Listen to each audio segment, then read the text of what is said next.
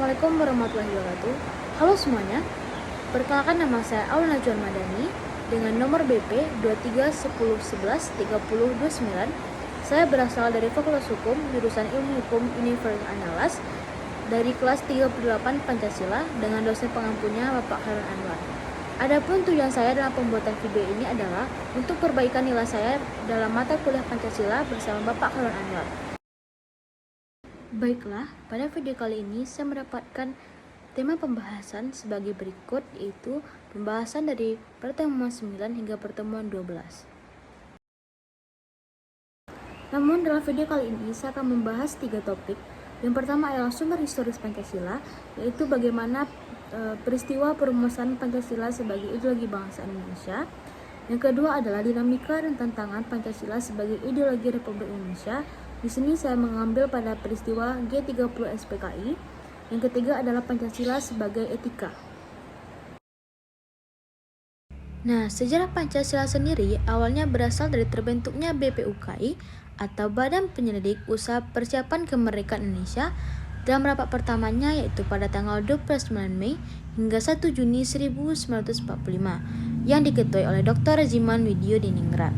Dalam pidatonya, ia memberikan pernyataan mengenai apa dasar negara Indonesia yang kita bentuk. Lalu, dalam usulan tersebut muncullah usulan 3 tokoh. Yang pertama yaitu Muhammad Yamin. Ia menyampaikan gagasannya pada tanggal 29 Mei 1945. Di antaranya ialah peri kebangsaan, peri kemanusiaan, peri ketuhanan, dan kesejahteraan rakyat. Lalu, pada tanggal 31 Mei 1945, Mr. Supomo mengusulkan juga, diantaranya adalah persatuan, kekeluargaan, keseimbangan lahir dan batin, musyawarah dan keadilan rakyat. Dan yang terakhir yaitu pada tanggal 1 Juni 1945 oleh Insinyur Soekarno yang merupakan Presiden pertama Republik Indonesia menyampaikan gagasannya mengenai dasar negara yang terjadi dalam 5 butir dan diberi nama dengan Pancasila, yaitu kebangsaan Indonesia, internasionalisme dan peri kemanusiaan, mufakat atau demokrasi, kesejahteraan sosial, dan ketuhanan yang Maha Esa. Lalu, pada akhirnya usulan Muhammad Yamin, Mr. Supomo dan Insinyur Soekarno pada sidang BPUKI tersebut ditampung dan dibahas kembali. Lalu dibentuklah panitia kecil untuk membahas rumusan dasar negara Indonesia lebih lanjut yang beranggotakan panitia 9. Anggota panitia 9 tersendiri antara Soekarno, Muhammad Hatta, Ahmad Subarjo, Muhammad Yamin, Haji Agus Salim, Wahid Hasyim, Abdul Kahar Muzakkar, Abdi Kusumo Dusojo, Alexander Haris Maramis. Panitia tersebut berhasil merumuskan naskah pembuka undang-undang yang dikenal dengan Piagam Jakarta. Rumusan Pancasila dalam Piagam Jakarta sebagai berikut. Yang pertama ialah ketuhanan yang menjalankan syariat Islam bagi pemeluk-pemeluknya. 2. Kemanusiaan yang adil dan beradab. 3. Persatuan Indonesia. 4. Kerakyatan yang dipimpin oleh hikmat kebijaksanaan dalam permusyawaratan perwakilan. 5. Keadilan sosial bagi seluruh rakyat Indonesia.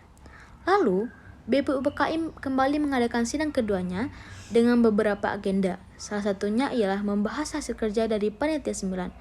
Akhirnya dihasilkan sejumlah kesepakatan dasar negara Indonesia, yakni Pancasila yang tertuang dalam Piagam Jakarta.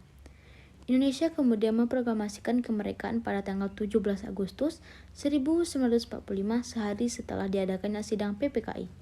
PPKI adalah Panitia Persiapan Kemerdekaan Indonesia yang dibentuk menggantikan tugas BPUKI yang dibubarkan pada tanggal 7 Agustus 1945. PPKI mengadakan sidang selama 3 kali, yakni pada tanggal 18, 19 Agustus, dan tanggal 22 Agustus 1945. Perjuangan Pancasila awalnya juga mendapatkan penolakan dari rakyat Indonesia karena tulisan pertama yaitu ketuhanan dengan menjalankan syariat Islam bagi pemeluk-pemeluknya. Sementara sama-sama kita ketahui bahwa Indonesia sendiri memiliki berbagai macam agama yang hidup di Indonesia. Maka, rakyat Indonesia yang bukan beragama Islam merasa terkucilkan dan mengancam tidak akan bergabung ke dalam NKRI jika Pancasila tetap tertulis seperti itu. Setelah mendengar adanya penolakan tersebut, diputuskanlah bahwa sila pertama Pancasila diubah yang awalnya berbunyi ketuhanan dengan menjalankan syariat Islam bagi pemeluk-pemeluknya diganti dengan Ketuhanan Yang Maha Esa atas usulan Muhammad Hatta, yaitu Wakil Presiden pertama Republik Indonesia. Dan terbentuklah Pancasila yang sama-sama saat ini kita ketahui. Lalu, 1 Juni 2016 oleh Presiden Joko Widodo ditetapkan sebagai hari lahirnya Pancasila. Topik kedua yaitu dinamika atau tantangan Pancasila. Sebagai ideologi negara Republik Indonesia, pada dinamika dan tantangan Pancasila sebagai ideologi bangsa, saya akan membahas mengenai G30 PKI. G30 PKI atau disebut juga dengan Gerakan 30 September Partai Komunis Indonesia. G30 PKI adalah gerakan yang terjadi pada masa pemerintahan Soekarno, yaitu pada masa Orde Lama. G30 PKI sendiri diketuai oleh D.N. Aidit. G30 PKI terjadi pada tanggal 30 September hingga masuk pada 1 Oktober 1965. Gerakan pemberontakan yang mengincar perwira tinggi Angkatan Darat Indonesia, 36 di antara tersebut langsung dibunuh di kediamannya, sedangkan lainnya diculik dan dibawa ke lubang buaya. Keenam perwira tinggi tersebut yang menjadi korban G30 PKI di antara lain adalah Letnan Jenderal Amurta Ahmad Dhani, Mayor Jenderal Raden Sutarto, Mayor Jenderal Tirtomo Haryono, Mayor Jenderal Siswoyo Parman, Brigadir Jenderal Donald Isaac Panjaitan, dan Jenderal Sutayo Siswo Miharjo. Pada penculikan tersebut, para jenderal disiksa hingga tak bernyawa dengan cara-cara yang tidak wajar, lalu dikubur ke dalam lubang buaya. Pada periode tahun 1945, terdapat beberapa anggota PKI yang berusaha mengganti ideologi bangsa Indonesia menjadi ideologi komunis. Namun penting untuk diingat bahwa tidak semua anggota PKI memiliki niat dan tujuan sama, dan tidak semua anggota PKI terdapat dalam upaya tersebut. Beberapa faktor yang mungkin memotivasi beberapa anggota PKI untuk mengganti ideologi bangsa Indonesia menjadi ideologi komunis adalah seperti berikut. Yang pertama adalah keyakinan ideologi yang berbeda. Yang kedua, ketidakpuasan terhadap sistem pemerintahan yang ada. Yang ketiga, pengaruh dan perkembangan internasional.